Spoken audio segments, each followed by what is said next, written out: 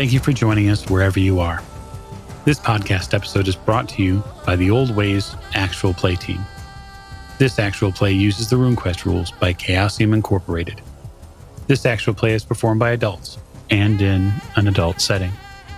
Strong language, mature scenes, and rune magics are on the way. As this is our Glorantha, we will remind listeners that it may vary from the one you already know and love. And now, on to the show. Thank you for joining us again on another episode of the Old Ways Podcast. I am your storyteller this evening, Michael Diamond. My pronouns are he, him, and we are back with our Glorantha tale, Adventures in Dragon Pass. We want to welcome you in. We want to say a special thank you to our Patreon supporters. We could not do much of this without you, and we really, really appreciate all you do for the show. You can join them at patreon.com/theoldwayspodcast and get access to exclusive shows, exclusive, never-before-seen behind-the-scenes outtakes, and so much more. And so now we will begin with introductions, which start to my right.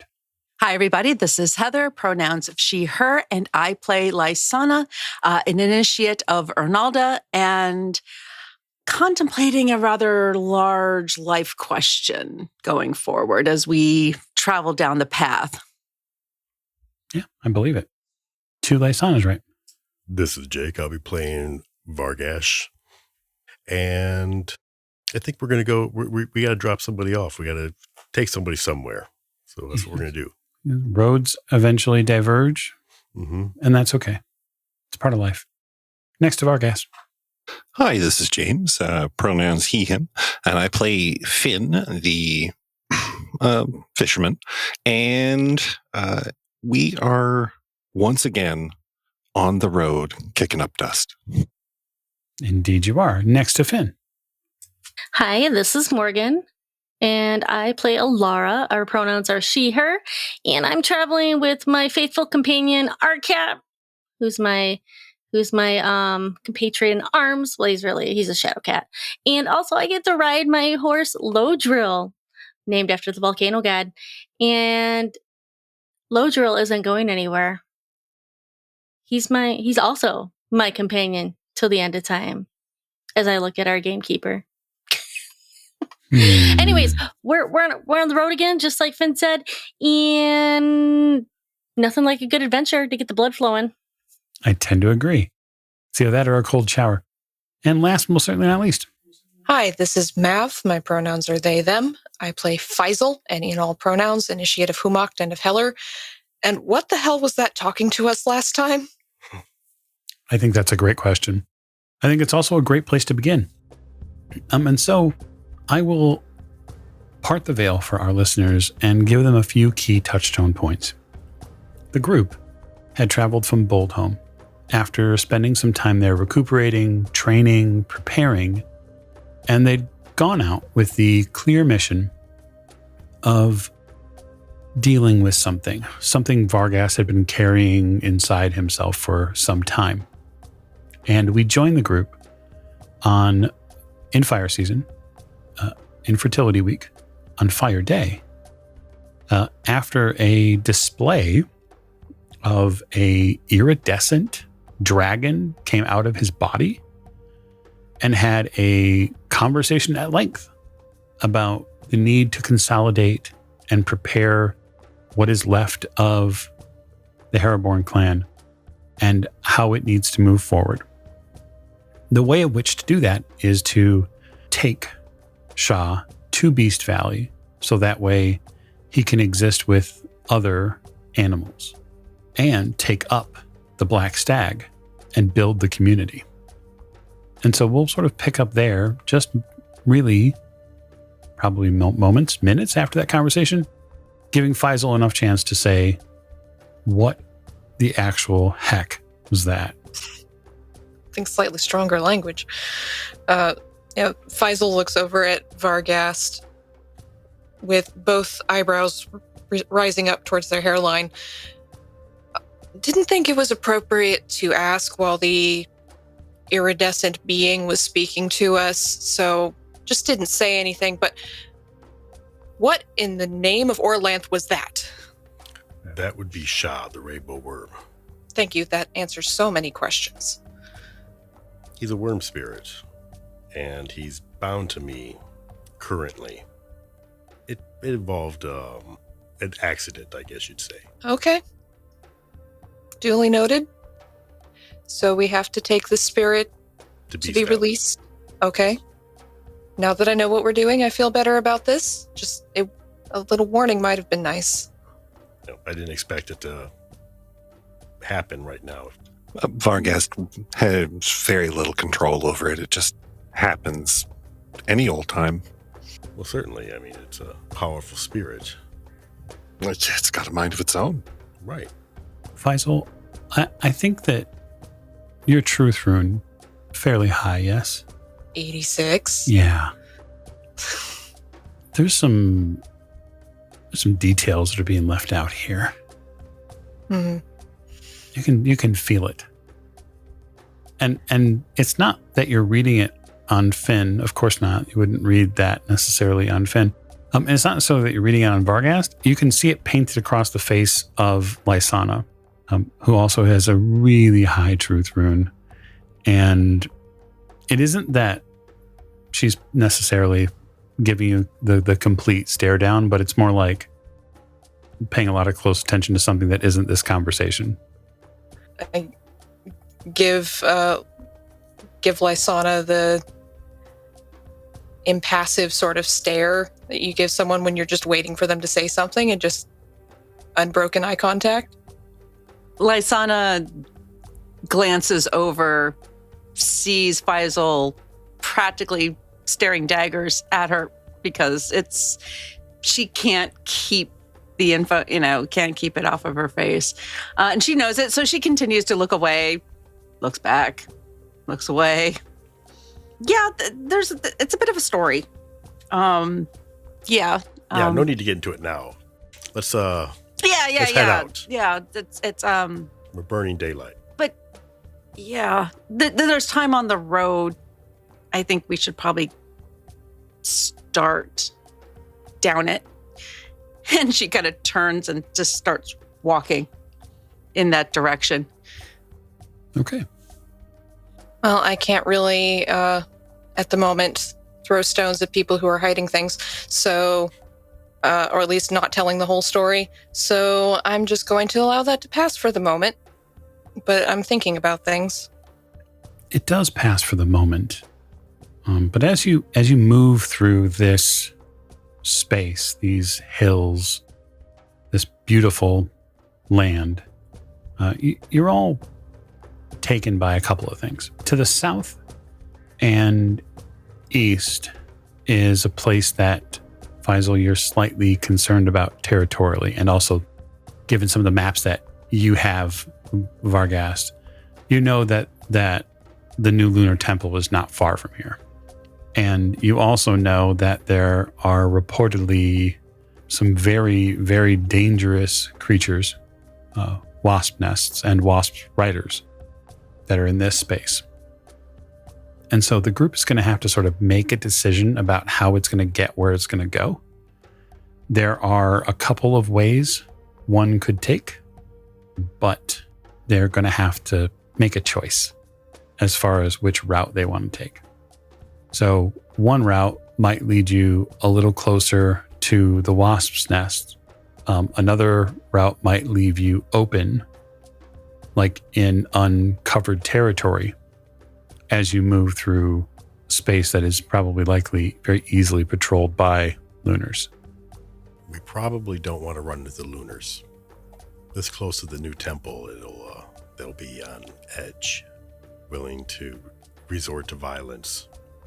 Bees get more dangerous the closer you get to their hive. Right. Speaking of which, the other one will itself be dangerous. Mm-hmm. Yeah. Basically, your choices as you see them, Varghast, are field or forest, right? So you're going to end up going southwest a little bit. You're going to have to answer whether or not you're going to brave essentially sparsely wooded and more heavily populated hills with the high risk of those patrols, or stick to concealment in the woods in that hunting territory where the wasp nests and wasp riders use it. So it's not a fork per se, but it is a choice that the group will have to collectively make before they can move forward. I prefer to take on the Wasp Riders versus the Lunars myself. I mean, I'll take on Lunars any day, but I mean, to minimize the damage, maybe the Wasp Rider route might be more better. Might be. My English said better. Might be better route for us.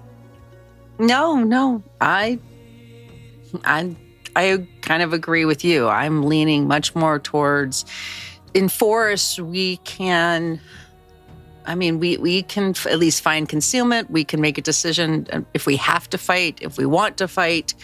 I know that's not really a choice for you, Laura, but that's okay. It's a personal choice. But some of us don't want to always. But no, I agree with Alara. I'd rather take our chances with the occasional patrols that we might be able to have more options than the straightforward. We're constantly going to be finding ourselves in the midst of on the road. I don't know. Finn? Well, the way I see it comes down to possible need for diplomacy. And in this case, I have a feeling that we would find it much more diplomatically possible with Wasp people than Lunars. So I'm going with the Wasp folk. Besides, I've never seen a Wasp big enough to fly on. Back in the Vale, there were mosquitoes that were big enough to carry away a small child. But I mean, that's Just say it. You want to see a big wasp. I really do. Yeah. All right, Faisal, do you have any? Oh, I concur with your reasoning. It makes tactical sense. We don't want to be out in the open, and we don't want to be around as many Lunars as are likely to be out there, especially after you got yourself in trouble, Varghast. Slight smile. Who knows? But I think our best bet is going through the woods. Okay. Just to balance it out a little bit, none of us have fought wasps yet, have we? Or encountered them? But we don't know what we'll be getting into. But if we're all still on board with going to, all right, then the wasps it is. Okay. Or hopefully not the wasps. So, with that die cast, I'm going to ask you all for a series of rolls. So, I'm feeling reasonably generous, which is always nice. I think that this is a hide roll that everyone has to make. And given the fact that you are going to have the ability to hide behind a fairly copious amount of trees, I'm happy to give everyone plus 25% to their hide. And if you'd all roll and then report in introduction order, that would be helpful. Thank goodness for the 25%. Okay, so that would make it 35. Come on, dice. That is a 27 under 35. Okay. Very important that you pass. You know what? I'm going to try to use my runic inspiration. Oh, how would you like to be inspired? By what rune would you like to be inspired? The darkness rune. Really? As we try to keep to the shadows. Okay. You're going to roll your darkness rune and let me know what you get. It's 27 under 50. Okay, that's a pass. So you get to add 20% to that. So without any hide percentage, you start at 45 and then go up for whatever percentage you have. That is a 32 under. Where am I now? I'm 55. Okay, you are hiding. Very good. Next. I got a 42 under 45. Very good. You are hidden as well. The group is very carefully and cautiously making their way. I have a 23 under 60.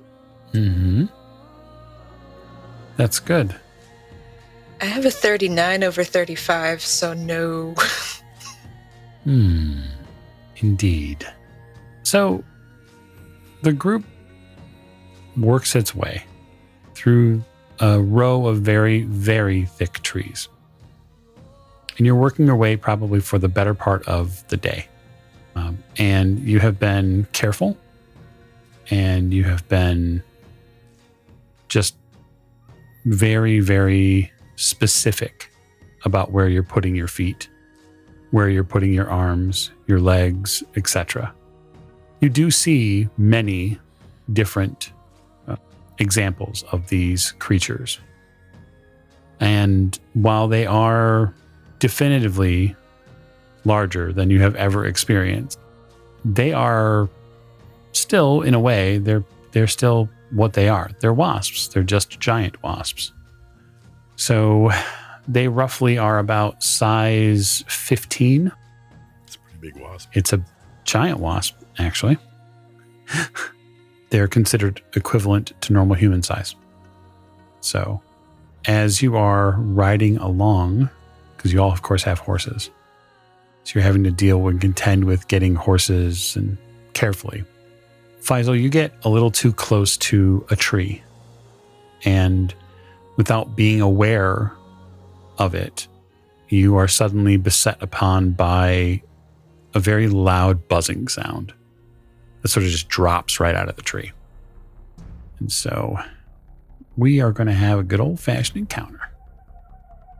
So 2 wasps appear. They essentially drop right out from the group, right under this tree. And they, on their turn, their action, as they appear from this tree, they flank Faisal. And they have this sort of hard chitinous body. And then they have thorax, they have a stinger, all sorts of wings, etc. They're also being ridden by creatures, Wasp Riders, who have like spears and have reins on these wasps. Yeah, let's get a rough order of strike rank going. So they won't make an attack on you directly yet, Faisal, but they will get to act this round. So I have their SR. Now I just need statements of intent from everybody around the table. I will cast Ignite at strike rank 3. Okay. That is spirit magic. I will wrap my reins around Lysana's horn. You know, I'm trying to think, the saddle horn. Mm-hmm. Slide off the horse because I can't fight on back of horse. And get my spear ready to attack. Okay. So drawing a weapon. So your strength rank is normally what, 2? 1? So you'll go on 6. All right. Finn? What time of day is it? I'd say it's afternoon. Afternoon? Okay. And we haven't made camp yet. We were still traveling. Mm-hmm. So Finn is going to find somewhere that he can sequester himself, at least with his back and at least one side, so that, he doesn't get stabbed in the back, literally, by a giant wasp. That makes sense. So yeah, him and his horse off to the side, somewhere in like I said, it's a sequestered area. Okay. So that'll happen on your Dex strike rank for movement. Yep, Dex strike rank 1. So it's going to be one of the first things that happens. Alara. I'm going to prepare my composite bow to shoot. You're going to shoot from horseback? Yep, I sure am, because I'm standing still. I'm not going to be moving. So awesome. I will stop low drill and prepare my bow, which is a strike rank of 5, by default. And then can I prepare for multiple shots? You can prepare for as many as we get up until we get to 12. 12. So then it says my first shot goes off of my base Dex strike rank, which is 3. Yep. So the first shot is on 8. And then my second shot, then I add my base Dex strength, Dex strike rank again. So it'll be another 3, so 9. It'd be 11. And that's it. Okay, 8 and 11. Very good. Faisal. I'm going to follow Varghast's lead, slide off the horse, because I'm not best at mounted combat, and ready my sword. I'm not going to attack just yet. Okay, fair enough. Then we will go down the row. So on strike rank 1, Finn moves and pulls his horse like around one of these trees to get it out of the way from one of these nasty giant wasps. Finn has gone. And now we'll go to Lysana on 3. Okay. What are the riders wearing? Probably leathers. A patchy, like leather, probably like a leather cuirass and maybe some leather greaves, like on their legs. They're probably not wearing any upper body armor, like on their arms. Okay. Well, it's good for everybody to know what they're wearing. Yeah, if I remember kind of being one of the more nature-y types, would probably have some idea that wasps tend to have, like wasps and bees and everything, tend to have a type of hair on them. I would say if they're grown up dire forms of wasps, then yeah, there's probably fine hairs on them. Hair or fur, however it would be classified at this The wasp size. rather than the rider. Right.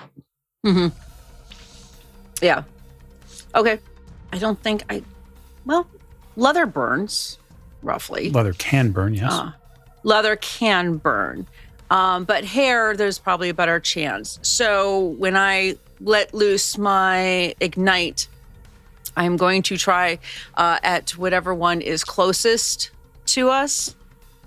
I guess of these, they're probably both about the same. Yeah, give or take. There's one that's on the far side of Faisal that's probably a little harder to hit. But yeah, the one that's closer to my range or more within sight. I'm not picky. They can both go down. That's fine. And we are going to let that go. But since I am going after what would be hair or fur, I have to overcome their POW. Okay. So that will be a POW test versus the wasp. Go right ahead. Okay. Going to do it for me. That is a 46. Yep. That will do. Yep, you bet. Yay! So the flames kind of up along her palms. She kind of looks at it and then just sends these little balls of fiery goodness from her hands onto the closest one, igniting whatever patch of hair / fur it would reach in pretty much a straight line. Okay. It ignites it. Does it actually give you a damage code for it, or does it just set it on fire? It just sets it on fire. Okay. Well, And as far as I know, it's just basically like it would just be like normal fire. So if it would be almost the same as if I took a torch and just basically shoved it at it with that flame at the end. So it's that type. I think it's reasonable to ask for an additional power roll from the creature to see if it can sort of contain itself while, if it can still, continue on with what it's been ordered to do. Okay. I think that is reasonable. It is on fire, and it is seemingly at this point still obeying the Wasp Riders' command. But it's okay. I'll say that, actually, roll me a d4. Okay. Yeah, 1. Okay, so it'll have to make the same check next round. And if it succeeds next round, then it'll have been able to completely overcome it. Okay. Okie dokie. That is your action. And we are going to get to strike rank 6 now, which has 3 people on it. But given the reach of your weapon, Varghast, I'm going to let you go first. Sweet. I'm going to use my spear and try to stab the bee that she just set on fire. Yep. 40 under 42. Okay. It is going to attempt to dodge that. It does not. So I'm going to roll. Unless you have a hit location down there. Actually, do me a favor and roll a d20 instead. Yeah, they have more than Yeah, they do. 19. Oh, okay. So 19 is head. Sweet. Now roll damage. 8. Okay. So you step forward and thrust this spear and basically pierce the bottom of this giant wasp's neck. And just an absolute gout of fluid goes all over the place. The field, you, Faisal. You get a bunch of wasp blood. You pierce through its armor. And with 8, you are going to deal all the damage it has in its head location. And so it is going to drop like a rock. Excellent. We'll see about that. Well, yeah. So we don't have to make that check next round for your wasp, Lysana. I think that Varghast has dealt with it now. But that being said, the other wasp, which now goes on 6, is going to get a chance to come after you, Faisal. All right. Are you dodging? I'm going to attempt to. I think that is a very good idea. Oh dear. All right. My dodge is 42. 38. Okay. So you dodge out of the way of this massive stinger that comes at you. Like it flies at you and then whips its body around, and you see this hook style stinger come right at you. But you get out of the way. And now it's going to be Alara's action on 8. Just question. Was there a rider on the back of the wasp? Yes, there is. And so what is that rider doing now? Collecting himself off the ground. Okay, so I will shoot at them. Okay. Well, at least with the first shot. So in terms of this, I can, because it's my other strike rank is 11. So I could use my 11, the strike rank 11, to shoot at the other wasp. Okay. Never mind. Processing in my head. So I will shoot at the rider that is collecting themselves off the ground. Go for it. Here we go.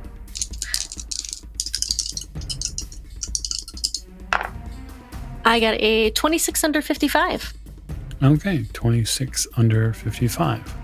Mm-hmm. I am going to play a Hand of Fate for you, and I'm going to upgrade that to a special. Awesome. So thank you, Patreon, for the Hand of Fate. That is impaling damage. So when you impale, you will do double damage, double the normal damage. So you would take your base damage and double it. Any damage bonus or magical modifiers applied to the damage are applied normally. Okay. I do need a hit location. Left leg. Well, that's no fun. Let's see. I got a 16.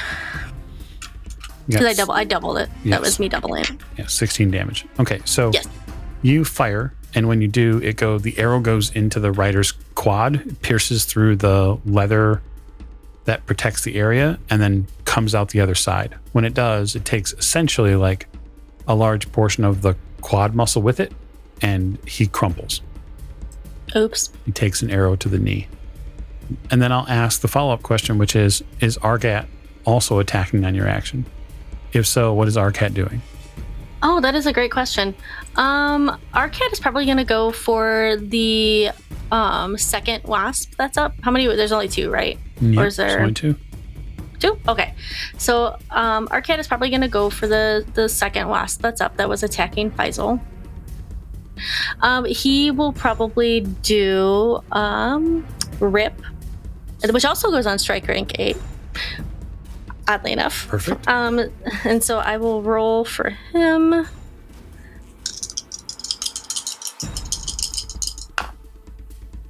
He got a 4 under 80. Ooh, okay, so that's going to be... that's definitely a crit. Do you want me to roll a d20 to get the hit location for that wasp? Yes, I do. Okay. He got an 18. Okay, left foreleg. It will not matter, And just roll damage.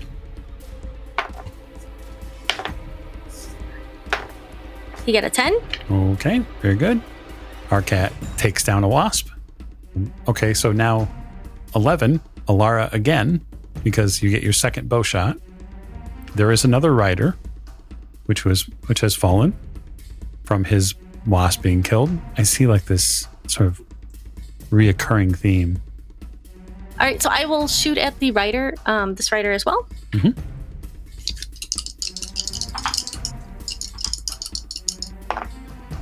I get a 15 under 55. Yep, you are going to hit. He cannot get out of the way of that. And so I'll roll a hit location. Get the chest. Okay. And then damage is 1d8 plus 1. Oh, that's crap. I got a 3 for damage. Okay, you fire. Hit the second wasp rider. You do some damage to him.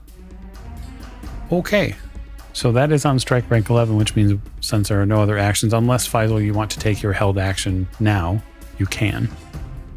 Yes, I will take my held action, which is using my sword that I prepared. Sure. So I have 65, 22. All right. Roll damage, or actually roll hit location. Yeah, and that's the regular hit die, right? Because it's the rider. Yeah, it's the rider, so you can use the regular one. Okay, left leg. It's going to be 1d8 plus 1. That is going to be 8 damage. Remember, once I pierce his armor, I do double damage with my sword. Yes. So 8 damage, yes?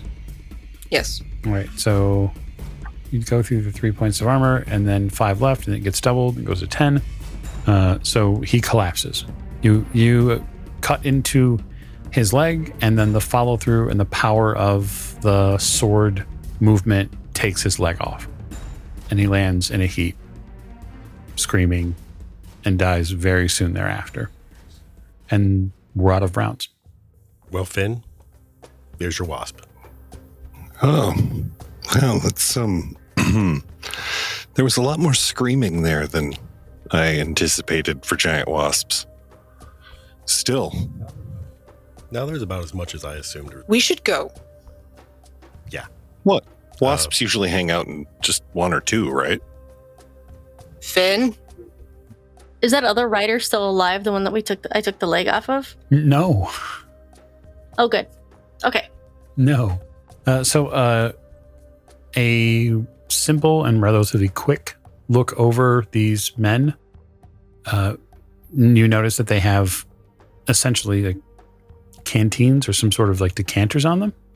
And they have an awful lot of they have basically like a sticky residue around the tip. Yeah, you grab a couple of these decanters and then you quickly make your way out of, because the horses obviously are spooked big time by these huge wasps, which are still twitching on the ground. But the day's travel brings you eventually to an opening in the clearing. And as it opens, you see that there are a series of landscape changes coming for all of you. And one of them is like a bit of a Badlands area that is coming up. You also see that there might be, on the other side of this, there might be a bit of a river, which certainly gets Finn interested. It sounds pretty close. I should probably check that out, at least it's for a moment or two. We do need somewhere to make camp at some point. Yeah. Does this river, do we know the name of this? Just looking at the map that you have, you don't know it offhand. It's not listed here. Okay. So not one of the major. Well, either that or you just don't know what it is. It's certainly not the stream, right? So the stream would be north of you. It's also north of the Sun Dome. That's where like Duck Point is. That's the same river that feeds and goes around Clearwine and eventually winds its way towards Boldhome. But you're not sure what river this is. The rest of the trip for the day is about 10 miles or so, which is pretty easy to do on horseback. These hills, the Auroch Hills, are known to you, Faisal. They sort of border between Sartar and the Holy Country. They're notable, especially for twisted pillars of stone that surround them. And it's said that the rock has been left over since the Gods' War. You also know that they are occasionally filled with malevolent spirits, and it would be best to stay clear of them. It just means that you'll have to go around. And pass that information on. Can't be too careful. No, we try to avoid problems whenever possible. The Wasp thing turned out so well. We don't want to... Fine. No. Yeah. It's not like our luck is the best at times. It worked well there, but I don't know if we really want to chance it. Good luck makes for poor stories. I'd like to live to tell those stories personally.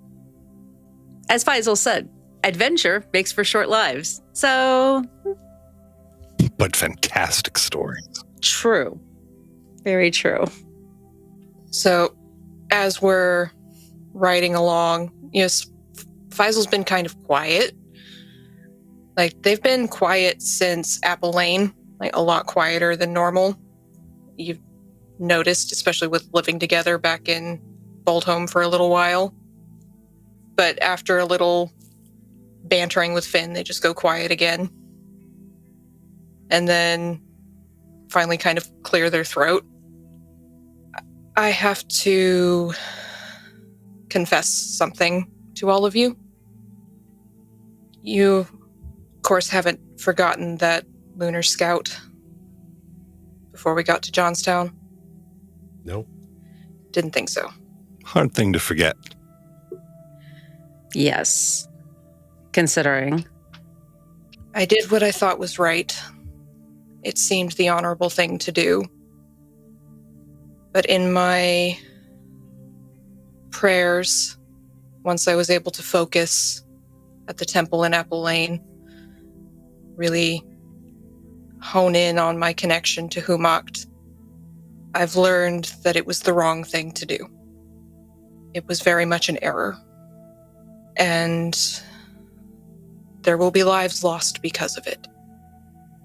And I didn't know how to tell you, because I've been trying to learn to bear this burden myself.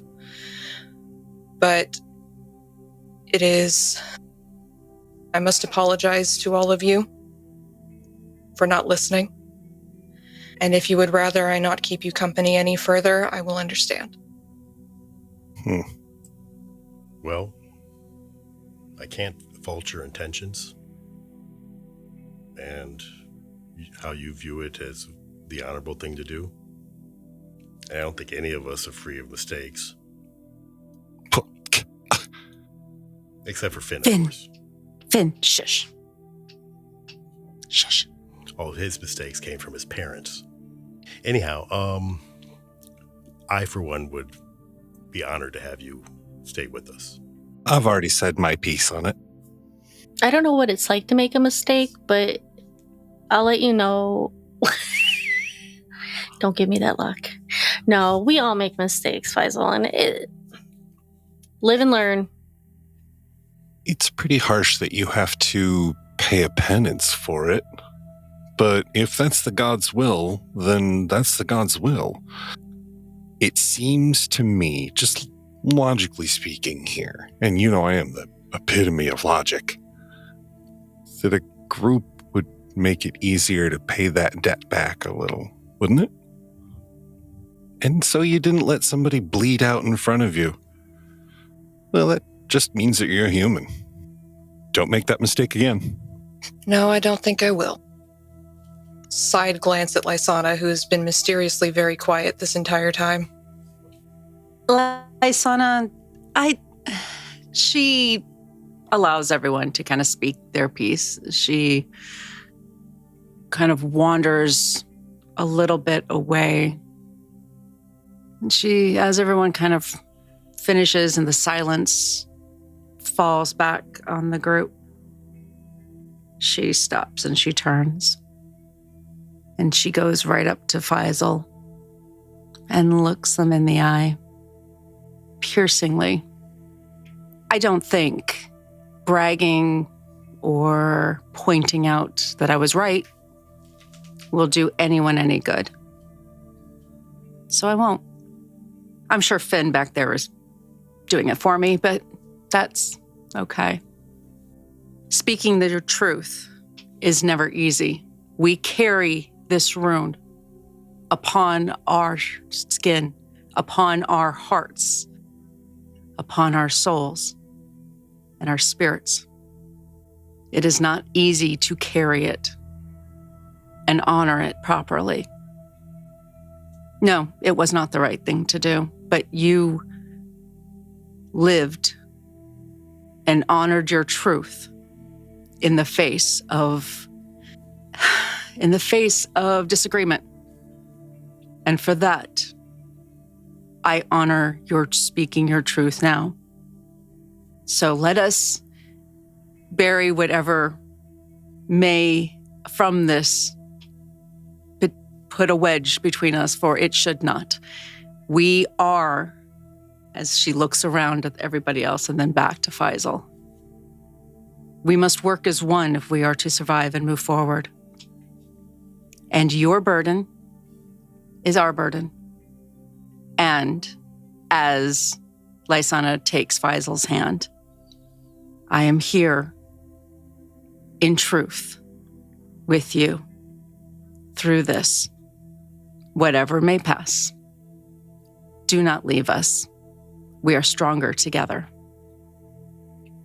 As Lysana brings your hand up to her, opens your palm and kisses it and puts it back. There is a very genuine look of surprise and a bit of relief on Faisal's face. They're not very good at hiding their emotions.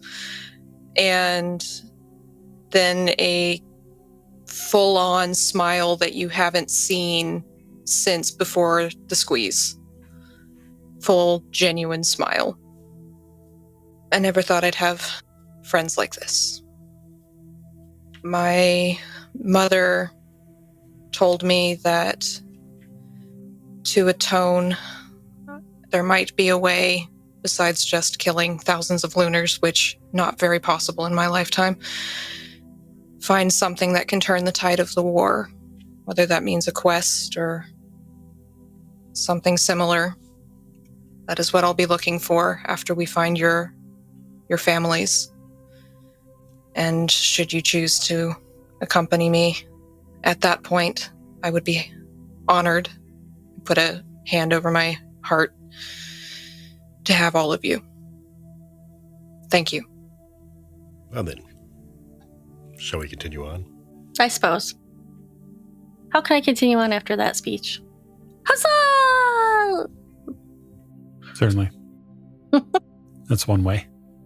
So the balance of the day gets spent fishing your way through different portions of the forest, seeing different places, and getting a little bit of a better feel for where you're at. The map is useful, and Finn or Varghast, you're actually able to add to it little features and details, notes. Your biggest concern after moving through this wasp's nest territory isn't the wasps anymore. You are getting, or going to get likely, a little close to Whitewall, and that is very dangerous. because it is under siege right now. And this route, even as circuitous as it might be, is going to take a little finesse work. But that is for the morning. Because after the wasp nest and after the fights, you are going to get a chance to rest that evening. So I wonder, Finn, around this fire, you might have an opportunity to regale us with a tale that you've picked up along your travels. It would be an excellent time to tell a story. And I think it might be something that you might be inspired to do. That is a fantastic idea. Spending all the time at Geo's and such has not been wasted, because Finn always keeps his ears open and on the table, as they say, and has heard a couple of interesting stories. One about a group of rebels that tricked a group of Lunars into investigating a cave that actually had an angry troll in it. And that was a lot of Finn's stories have a very similar bend to that. But he also tells Peppers it with a couple of stories about some of the things that he saw at the temple that he spent time at the last city. Some of the nice things, some of the more pleasant things to, make them laugh, make the rest of the group laugh, but also make them, kind of remind them that there is things worth fighting for. I'm entranced with Finn's story. Like, I'm pretty amped up. My adrenaline is really amped up from the fight earlier in the day. So, I could sit here and listen to Finn's stories all night. Finn, do you have any more stories? I have so many. He launches into Finn uses, because I assume at this point it's we're around the campfire and whatnot, and it's dark, and he uses the light of the campfire and his cloak and shadows on the side of like trees or whatever, something to tell the story of the braveness that Faisal showed in facing down two members of the undead, horrible, icy spirits. Now, Finn, of course, gussies this up in Finn type ways, but not so much that it's not believable, but definitely paints Faisal to be the hero. And Finn is very much and I was there too. But yeah, talks about the soullessness in the eyes of the wraiths, and the hollow void emptiness when they spoke, the icy chill in the air when they floated closer with their bony fingers outstretched. Thieves in life and thieves in death. So I'll ask, are we setting a watch tonight, or are we all just hoping everything goes right? I'm sure nothing will happen, so we're setting a watch. Okay. I'm fine with that. Definitely setting a watch. So, Faisal disappeared for a little bit at one point to change out of the wasp blood-soaked clothes. You've never seen Faisal change in front of you. He always goes off somewhere or turns his back and moves. So you just look up at one point and he's not there. And then he comes back and is in a completely different tunic and says, "I'll take first watch." Love it. Okay. Yeah, works for me. Okay. So with that, I'm going to close our episode here, as the group gets an opportunity then to rest and relax before making their incursion or their drop off at Beast Valley. Thank you, and good night.